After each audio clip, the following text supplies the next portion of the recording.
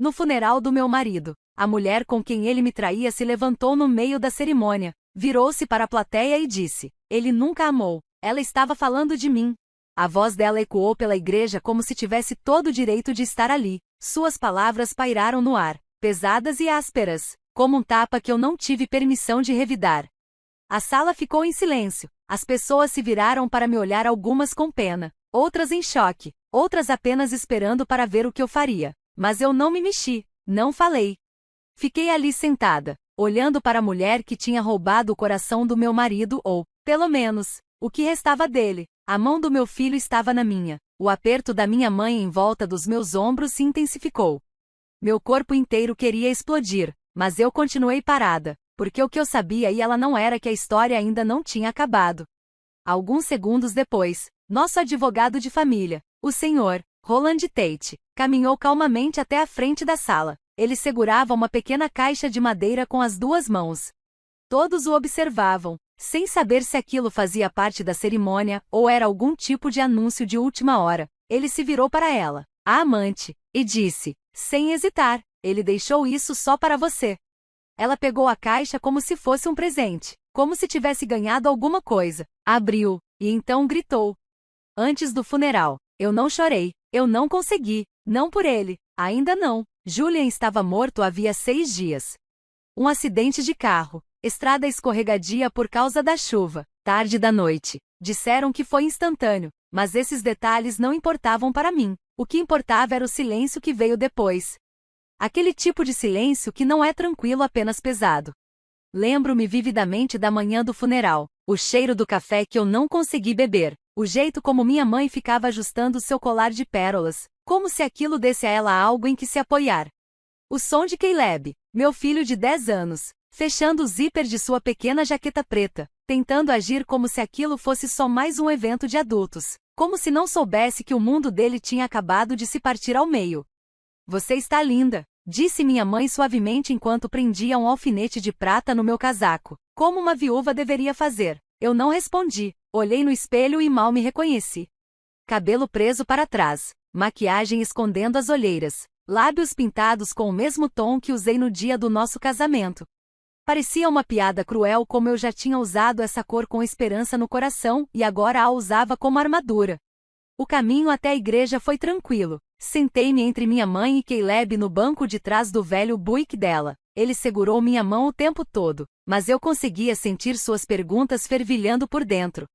Ele não perguntava sobre o acidente desde o dia em que aconteceu. Continuava perguntando se o pai realmente o amava. Essa foi a parte que mais doeu. Quando chegamos, a primeira coisa que notei foi como a igreja estava cheia. Eu não esperava tanta gente. Fiquei me perguntando quantos deles realmente conheciam Julian, o verdadeiro Julian. O homem que eu amei, sim, mas também o homem que mentiu para mim, que sorriu enquanto apagava partes de mim pelas costas. A maioria das pessoas chegou trazendo caçarolas e palavras de conforto, mas algumas trouxeram sussurros e olhares de soslaio. Estávamos sentados na frente, ao lado das flores que eu mesma havia escolhido dias antes, mentiras e rosas brancas. Ele odiava rosas brancas, mas eu não me importava. A cerimônia era para ele, sim, mas também era minha, meu momento de dizer adeus, mesmo sem saber exatamente a quem eu me despedia, ao homem que ele foi ou ao homem que eu acreditava que ele era. Enquanto o órgão tocava, meus olhos percorriam a sala. Amigos, familiares, colegas de trabalho e até alguns antigos amigos de Julian da época do colégio, gente que eu não via fazia anos. Mas então eu a vi. No começo, ela estava lá no fundo, parada sob o arco, como se ainda decidisse se devia entrar ou não, esguia, usando um vestido vermelho que brilhava a cada passo que ela dava. Ela se destacava como um alerta em meio ao mar de preto e cinza. Delilah Hart. Não precisei de apresentações. Eu já tinha visto o nome dela antes em recibos, faturas de hotéis, em um colar que ele comprou no Natal em que me deu um suéter. E agora ela estava ali. Inclinei-me na direção da minha mãe e sussurrei: "Ela veio." Minha mãe não perguntou quem. Não precisava. Seus lábios se apertaram e ela segurou minha mão com mais força.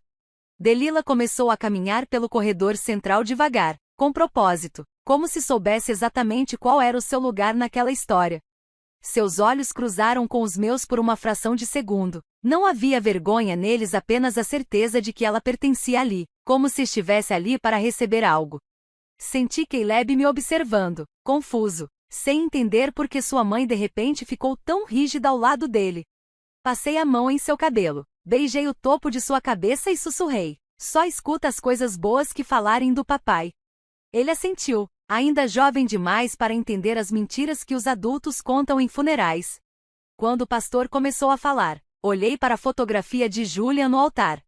Foi a que eu escolhi, a que ele parecia mais feliz. Lembro exatamente do momento em que tirei aquela foto. Estávamos em Savannah, em uma viagem de família, pouco depois de Caleb nascer. Julian estava rindo de algo que Caleb fez, ou talvez estivesse fingindo rir.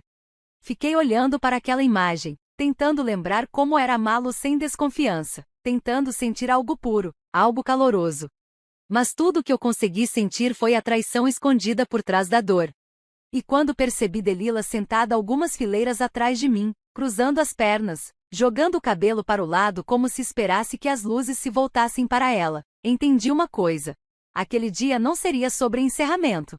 Seria sobre verdade e dor. E talvez, se eu tivesse sorte, liberdade. O pastor estava no meio de uma frase quando ela se levantou. Delilah Hart, vestida de vermelho, como se estivesse indo para uma celebração. Ela se levantou bem no centro da igreja lotada e se virou para frente com aquela calma que só aparece antes da tempestade. Seus saltos fizeram um único som seco ao tocar o piso de madeira quando ela deu o primeiro passo. As pessoas se viraram em seus assentos. Alguns sussurraram seu nome, talvez a tivessem visto antes, em algum evento de trabalho do Julian ou em público. Outros não faziam ideia de quem ela era, mas sentiam, instintivamente, que algo estava fora do lugar. A tensão era densa, dava até para saborear. O pastor parou por um momento, confuso, e olhou para mim, procurando algum sinal, alguma orientação, como se perguntasse: "Isso faz parte da cerimônia?" Mas eu não disse nada. Delilah não esperou por permissão. Ela se virou para os bancos, ergueu o queixo e disse, em alto e bom som, o suficiente para ecoar por todos os cantos do santuário: "Eu sei que alguns de vocês não me conhecem, mas eu conhecia o Julian melhor do que a maioria aqui jamais conheceu." As pessoas se mexeram desconfortáveis. Minha mãe se inclinou até mim e sussurrou entre os dentes: "Temos que acabar com isso." "Não," eu disse, "deixe ela falar." Porque eu queria ouvir, queria saber qual era a versão da história que ela havia contado a si mesma, queria ver até onde ela iria para reescrever a verdade. Delilah pousou a mão sobre o peito e continuou: "Estive na vida dele por 5 anos. 5. E não foi escondido. Ele me contou tudo, como era infeliz, como se sentia preso, como não conseguia ser quem realmente era em casa." Algumas pessoas arregalaram os olhos, outras evitaram me encarar. A voz dela vacilou, como se achasse que era ela quem estava de luto. "Ele me disse que só ficou por causa do filho." Ela acrescentou: "Não por amor."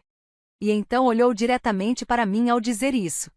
Não havia pedido de desculpas em seus olhos, só havia triunfo, como se acreditasse que tinha vencido. Eu não reagi por fora, mas por dentro, eu queimava. Caleb apertou minha mão. "Mamãe, por que aquela senhora está falando isso?" ele sussurrou. Apertei a mão dele de volta. "Ignore, meu amor." O ambiente mergulhou num silêncio assustador. Ninguém sabia o que fazer. O pastor tentou intervir: "Senhora, isso realmente não é o momento." Mas antes que pudesse terminar, uma voz do outro lado da igreja atravessou o ar como uma lâmina. "Senhorita Hart", disse Roland Tate, nosso advogado de família, levantando-se enquanto caminhava lentamente pelo corredor. Todos os olhos se voltaram para ele. Ele segurava uma pequena caixa de madeira simples, polida, lembrava uma caixa de joias, mas mais pesada, mais densa. Delilah congelou, sua expressão mudou, de confiante para confusa, depois, curiosa. O senhor Tate parou diante do púlpito, virou-se para ela e disse com serenidade: "Julian deixou instruções muito claras no testamento. Ele pediu que isso fosse entregue a você aqui, hoje, publicamente." Delilah piscou, surpresa, e deixou os braços caírem ao lado do corpo. Pela primeira vez desde que entrou, pareceu incerta. Mas mesmo assim, pegou a caixa devagar, como quem recebe um prêmio. Observei seus dedos passando lentamente pela borda da tampa. Suas unhas estavam pintadas no mesmo tom de vinho escuro do vestido. Naquele instante, a igreja mergulhou em outro tipo de silêncio. Não era luto. Era expectativa. Um suspense silencioso tomou conta da sala, prendendo a atenção de todos. As pessoas se inclinavam para frente em seus assentos, como se o próximo movimento fosse mudar tudo. Minha mãe permaneceu sentada ao meu lado, rígida como pedra.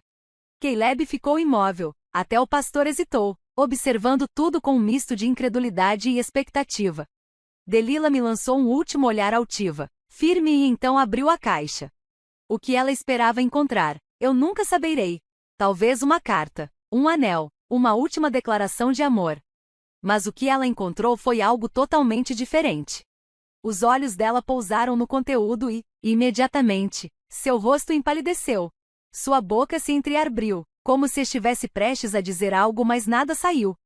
Então, de repente, ela fechou a tampa com força e soltou um grito que cortou o silêncio da igreja como uma faca. Não era apenas surpresa. Era raiva, mágoa, humilhação. Ela deixou a caixa cair no chão como se tivesse sido queimada e cambaleou de volta pelo corredor, tropeçando nos próprios passos. Suspiros e murmúrios a seguiram. A porta da igreja bateu atrás dela com um estrondo que pareceu estremecer até os vitrais. A caixa ficou ali, no chão, intocada. O senhor, Tate se virou brevemente para mim e assentiu, um gesto pequeno, discreto. Eu não retribuí. Não precisava. Eu já sabia o que havia naquela caixa. Julian havia planejado tudo. Ele me traiu em vida, mas na morte, ele deixou uma última verdade, uma que ela não pôde negar e que eu não precisei pronunciar. Na noite anterior ao funeral, sentei-me à mesa da cozinha com o senhor Tate, o advogado em quem Julian confiava há anos. A casa estava silenciosa, exceto pelo zumbido da geladeira e o tic-tac do relógio na parede. Caleb dormia no andar de cima. Minha mãe estava no quarto de hóspedes, rezando o terço pela terceira vez naquele dia. O senhor Tate abriu o testamento de Julian e deslizou o documento sobre a mesa. Eu nem tentei pegar. Há algo em comum, ele disse.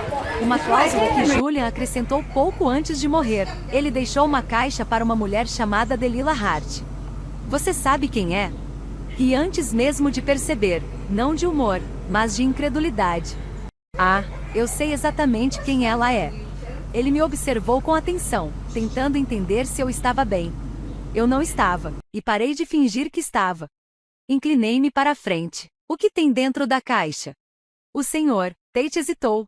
Uma fotografia e uma mensagem escrita à mão. Ele selou a mensagem na caixa e pediu que fosse entregue publicamente. Durante o culto, foi extremamente específico quanto a isso.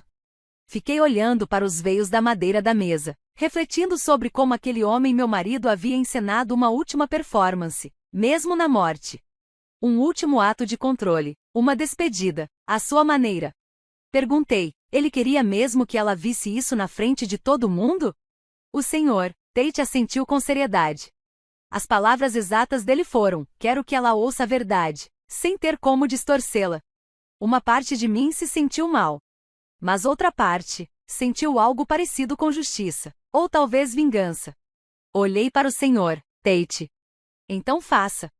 Ele pareceu surpreso. Tem certeza? Não, respondi, mas faça mesmo assim. Passei boa parte da minha vida engolindo palavras, preservando a paz pelo bem das aparências, pelo bem do meu filho. Mas a paz construída em cima do silêncio é apenas uma mentira que se arrasta, devagar, até desmoronar. E eu estava cansada de mentir mesmo que fosse Julian a contar a verdade, através das cinzas que deixou para trás. Naquela noite, não consegui dormir, fiquei deitada, encarando o teto, pensando em tudo que sacrifiquei para ser a esposa dele. Me esforcei tanto para ser suficiente, me culpei pela distância entre nós, me perguntei o que havia de errado comigo que o fez buscar consolo nos braços de outra. Mas a verdade nunca esteve em mim. Estava nele. Nas escolhas que fez, na forma como usava o charme como moeda e a lealdade como corrente. Pelo luto, tomei minha decisão. Eu não confrontaria Delila. Não a impediria, nem causaria uma cena. Deixaria que ela falasse, se quisesse. Deixaria que ela ficasse na frente de todos e pintasse a fantasia que precisasse acreditar. Porque eu sabia o que estava por vir. Naquele dia, me vesti com intenção não por ele, mas por mim. Usei o terno preto que ele detestava, aquele que dizia que me fazia parecer dura demais. Calcei os saltos que não usava desde minha entrevista de emprego, 5 anos atrás. Prendi o cabelo com firmeza, como quem se arma. Passei o batom que usava quando ainda acreditava que ele me amava. Queria parecer alguém que já sobreviveu ao pior. E quando Delila entrou na igreja como se aquele lugar lhe pertencesse, eu não tremi. Quando ela se levantou e declarou que Julian nunca me amou, não reagi. Não por medo, mas por exaustão. Cansei de lutar contra fantasmas com minha própria voz. Deixe que ela fale, pensei. Deixe que ela desfile, sorria e se convença de que tenha vantagem.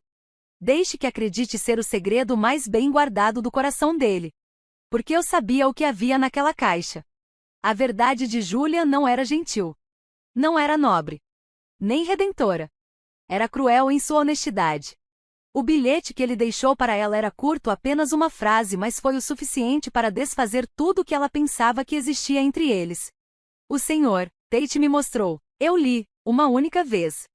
E só precisaria ser lido por ela uma vez também.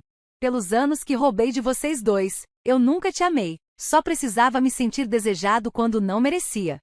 Ele não me deixou carta. Nenhum pedido de desculpas. Nenhuma explicação. Talvez tenha sido seu último insulto.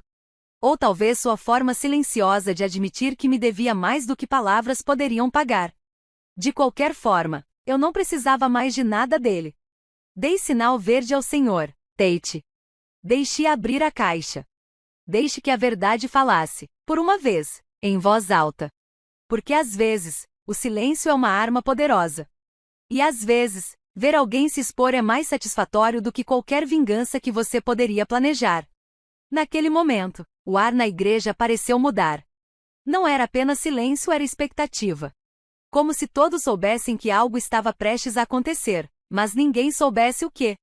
Sentia os olhares se revezando entre mim, Delila e a caixa em suas mãos. Caleb estava encostado em mim, quieto. Minha mãe não se moveu um centímetro desde que o advogado avançou. Delila estava lá, na frente emoldurada por flores brancas e pela fotografia do meu marido, sorrindo para uma vida que ele próprio destruíra. Ela segurava a caixa de madeira com delicadeza, quase com reverência, como se fosse algo sagrado. E eu me perguntei se ela realmente achava que encontraria ali um anel. Ou uma carta dizendo que ele a amou o tempo todo. Talvez ela acreditasse que Julian havia me deixado para trás na morte do mesmo jeito que pensava que ele havia me deixado em vida. Mas Julian nunca foi tão limpo assim.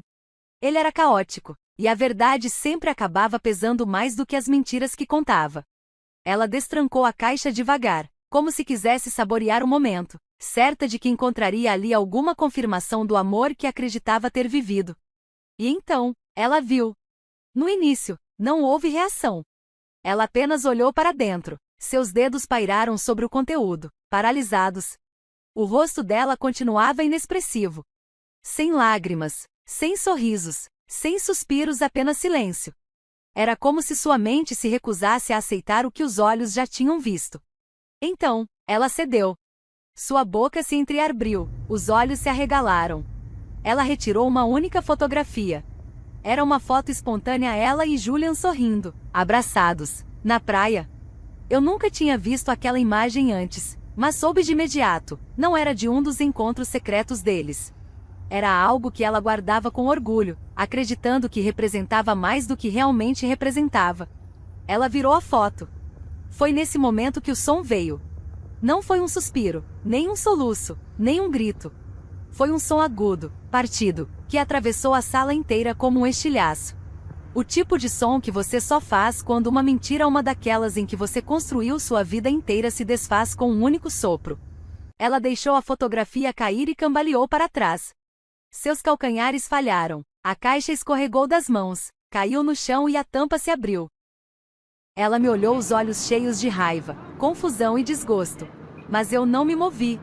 O Sr. Tate deu um passo à frente, recolheu a fotografia do chão com cuidado, em silêncio. Uma mulher na segunda fileira se levantou, inquieta. "O que está acontecendo?" perguntou. Delila se virou, o rosto vermelho, o peito subindo e descendo em arfar ofegante. "Ele mentiu para mim." A voz dela saiu tremida, ferida. Disse que me amava. Disse que ia deixá-la. Sussurros se espalharam entre os bancos como fogo em palha seca. Alguns balançaram a cabeça. Outros se inclinaram para frente, como se a fofoca tivesse mais peso que o luto. Ela segurou o peito, os olhos buscando desesperadamente por alguém qualquer um que a resgatasse da vergonha que se alastrava pelo corpo como labaredas. Ela não estava apenas de coração partido. Ela havia sido exposta. Toda sua identidade, todo o papel que achava ocupar na vida de Julian, desmontando diante de estranhos. E então, ela fez algo que eu não esperava. Começou a andar em minha direção. Um passo, depois outro, e mais um. Seus olhos estavam presos nos meus selvagens, trêmulos. Levantei devagar, colocando Caleb atrás de mim com cuidado, apoiando uma mão no banco. Por quê? Ela perguntou. A voz dela saiu como vidro quebrando sob os pés. Por que ele faria isso comigo? Olhei para ela, firme. Por um instante que pareceu durar uma eternidade. Então eu disse, com clareza e sem emoção. Porque ele fez isso comigo primeiro. E me sentei de novo. Ela não respondeu. Ficou ali, parada, piscando como se tivesse levado um tapa. Seus braços caíram ao lado do corpo, e ela simplesmente se virou e saiu. Dessa vez, o som dos saltos dela ecoou mais alto. Não era firme, nem orgulhoso, era um som irregular, hesitante. Ela abriu as portas da igreja e desapareceu sob a luz do sol. Todos ficaram olhando. Alguns ainda na porta, outros ao lado do caixão, outros me observando. Mas eu não dei nada a eles. Nem lágrimas, nem sorrisos, nem sequer um eu avisei. Eu não tinha mais nada a provar. A voz de Julian não foi ouvida naquele dia, mas sua mensagem ressoou mais alto do que qualquer elogio poderia ter feito. Ele deixou para ela apenas a verdade e, ao fazer isso, me deu, finalmente, a única coisa que nunca conseguiu enquanto estava vivo: clareza. Depois do funeral, não fui à recepção. Esperei os convidados irem embora, seus olhares pesados com palavras não ditas. Recebi acenos silenciosos, sorrisos apagados, abraços curtos. Alguns tentaram disfarçar o incômodo com condolências vazias, dizendo como a dor pode fazer as pessoas agirem de forma estranha como se não tivessem acabado de assistir a uma mulher se desfazendo emocionalmente diante de todos. Deixei que falassem. Acompanhei Caleb até o carro. Ele estava calado, segurando a pequena cruz de madeira que a funerária tinha distribuído. Só quando já estávamos dentro, ele falou: Mãe, quem era aquela moça? Eu não menti.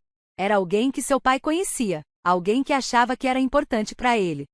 Ele olhou pela janela por alguns segundos, pensativo.